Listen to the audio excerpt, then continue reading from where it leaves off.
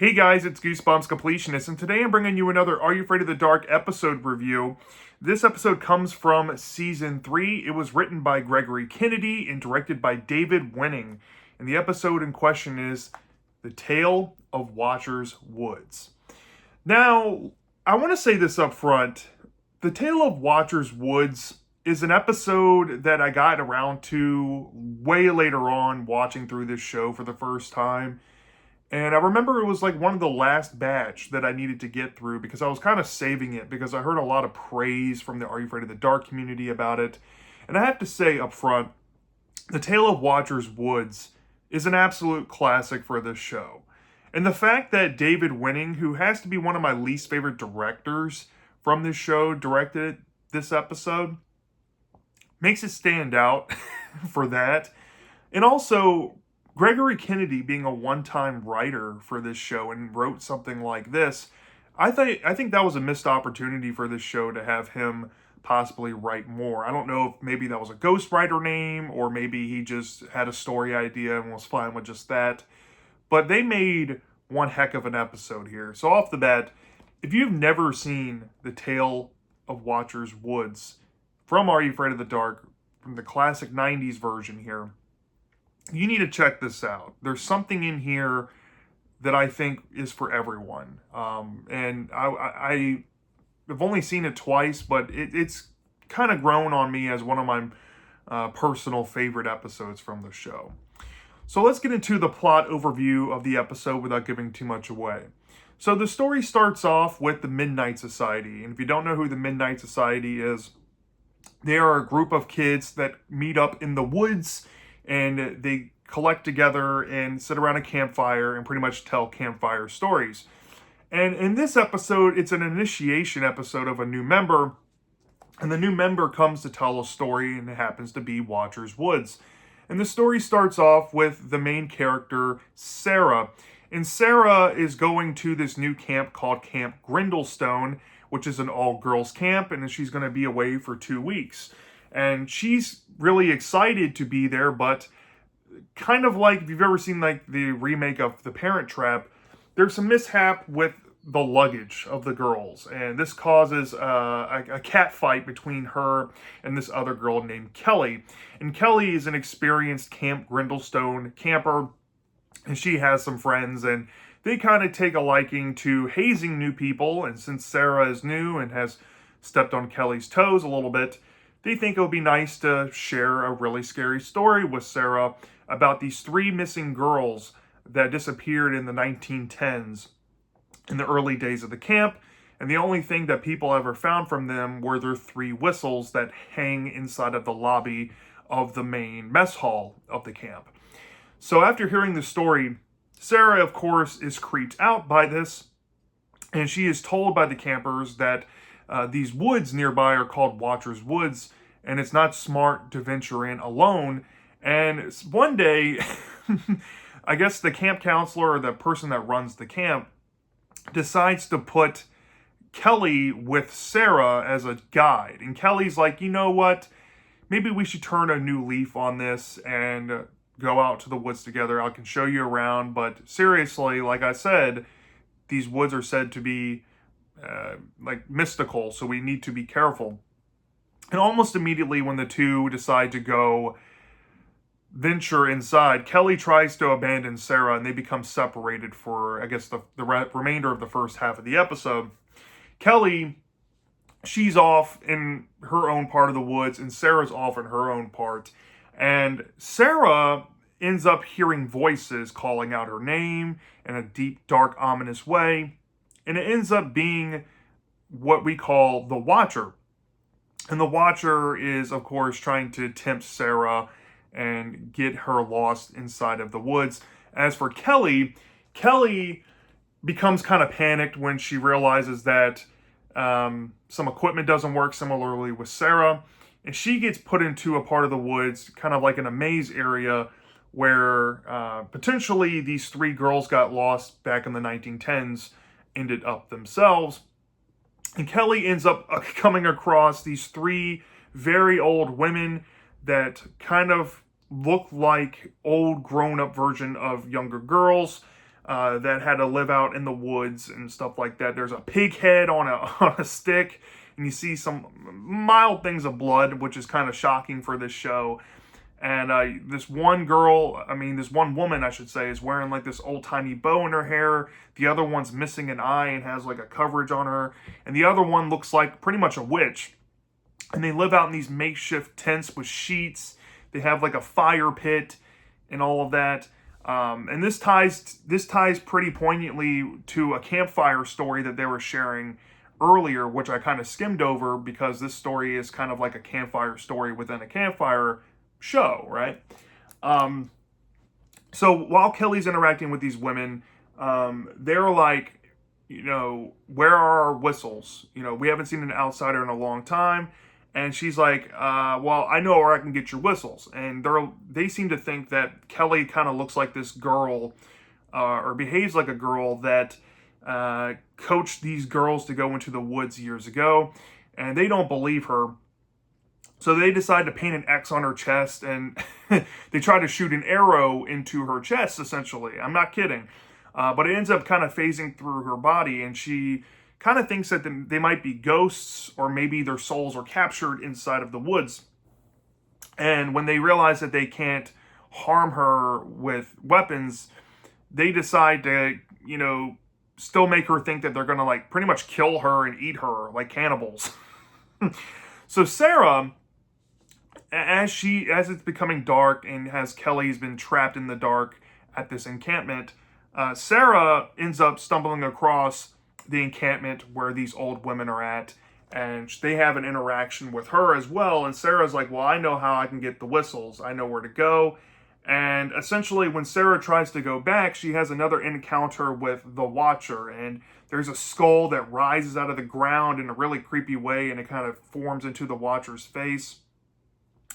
And Sarah pretty much tells off the Watcher and says, let me go back, and pretty much makes a spiel, and she's allowed to get through. And she convinces the Watcher to kind of go away. And she ends up back at the mess hall cabin. She breaks open the glass, grabs the whistles, brings them back to the encampment where the old women are at. And the old women are shocked that the whistles are there. And but unfortunately for Kelly, she's been entrapped in a new entrapment, let's just say. And there's a bucket of rats. And when Sarah comes back, she accidentally trips with the bucket or whatever. She's holding the whistles and she trips and one of them falls into the bucket of rats. And this is essentially the climax of the story where these three old women who are pretty much stuck in this, eternal encampment and might have some magical powers going on or alluded to have them, they decide to go ahead and try to harm pretty much both girls in the situation. And Kelly kind of has to face her fears and, rescue the whistle, and that possibly can save the day for them. And we find out what happens to these three women, and we get to see what happens in the aftermath with Kelly and Sarah and how they've grown closer due to the experience they just went through. And then the episode kind of closes out in that typical Are You Afraid of the Dark fashion, where the campfire is blown out and the Midnight Society bid farewell. So that in a nutshell is what you're going to expect out of The Tale of Watcher's Woods. Now, off the bat, one thing I think this episode does phenomenally is its setting. I think for camp stories back in the 90s, there weren't that many episodes. You do have other Are You Afraid of the Dark camping ones like The Tale of the Manaha. You have, of course, Goosebumps' Welcome to Camp Nightmare. But this one offers another camp life-like experience. And the reason why this one kind of resonates a little more than some others is because it has like that camp setting, but it also has that vibe of this is a campfire story, type of thing. This is kind of like a camp legend come to life. And I like that about it. And it sets this mood to the story that is kind of otherworldly and fantastical. And it plays out fantastically. The pace of this story is quite electric. It doesn't waste any time. It introduces characters kind of superficially. You have Sarah being the typical new camper girl that we see in a bunch of these stories. but she has a heroic side. She's kind of similar to Billy Harlan from Welcome to Camp Nightmare and Goosebumps. So she's likable, empathizable. Kelly's at first unlikable, but throughout the story, you kind of see how she becomes a little more likable through the situations. She gets kind of taught a lesson for how she hates Sarah in a way, and she kind of comes around. So there's some character development there. The setting of it being in the woods itself does accentuate that fantastical nature, like I already brought up. But when you sit down and watch this, you have to just marvel at the technical abilities that the production team put into this episode, because the practical effects look amazing in this. Now, there are some CGI sequences that have mildly aged poorly, but they took some bold swings with this in terms of practical effects. Whether we're talking about the pig head on a stake or the skeleton rising out of the ground, even though that's obviously kind of like a net that they just stacked like a skull on top of and kind of draped over a costume, it looks cool. And the way that these creatures look in the forest, like the Watcher, looks creepy. He has like a tree body, but a head coming out of it. The guy's voice also really helps sells it too. Really good stuff. And the makeup work on the old women in the encampment is frightening. The way they did up their teeth, their skin, even their costumes and wardrobes. There's something about this that just makes you fear for these kids. And I'm a grown adult, and I have to say that it got to me a little bit. It made me think about it. And when horror makes me think about exactly why these people are in the nature they're in and what they've been living off of and all that, it makes me kind of worried. And plus, there's some legitimate threat level with these villains also kind of helping to sell that. But nonetheless, the characters and how they look and just the overall presentation of the episode is great. The acting in this episode is pretty standard for Are You Afraid of the Dark, but this is like inoffensive Are You Afraid of the Dark acting. The definite highlights are the adult actors, though, I will say. But yeah, super fun and engaging story all around.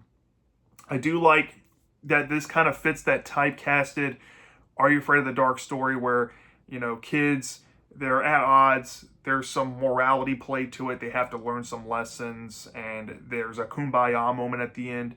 This is basically what you would expect out of any Are You Afraid of the Dark episode.